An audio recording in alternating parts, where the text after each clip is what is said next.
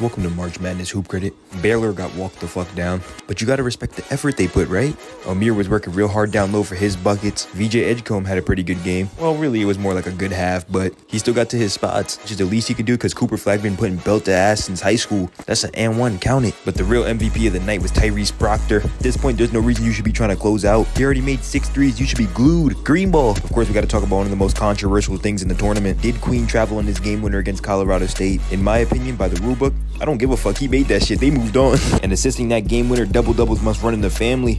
Julian Reese went out there and got to it. Shout out to Neat Clifford for putting up shots and trying to keep his team alive. He made it a pretty good game. But be honest, that game winner was a great shot to hit. Arizona went out there and had 4 of a kind, starting with one card being Caleb Love's 29 leading the charge. He was really out there cooking them. This man was not trying to lose this game. He was getting buckets from the beginning of the game to the end of the game. Arizona's next 4 cards with 4 players with 12 points. One of these cards being a great performance from their big, but winning really did look obtainable for Oregon, especially with Oregon's players performing well down the stretch. Jackson got to his buckets. Under a minute down 4, Nate was a reliable source. Then he also had TJ Bamba giving me a heart attack. We almost had to witness a body.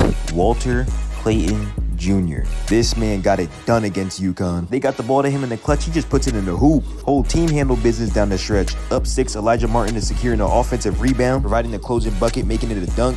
Will Richard kind of started the run that closed it out. Caught the steal on UConn, and you know he had to run that break.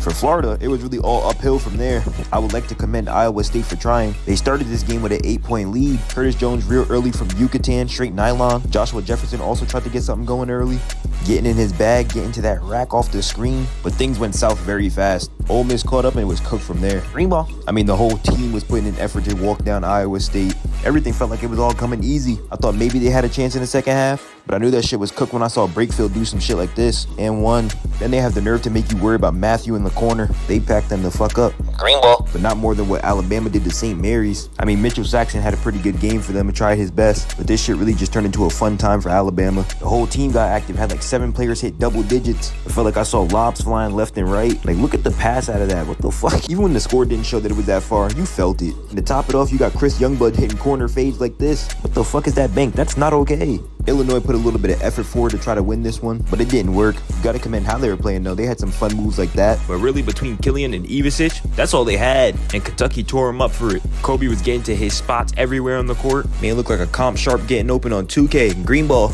And away with another great game in the tournament, going coast to coast off the rebound for that one. And Nelly Joseph Jr. tried to lead his team to victory. As you can see, he had to clean up, but clearly Jaden Akins was not having it, as he led his team to victory and he seems to not give a fuck about a contest. FaceTime.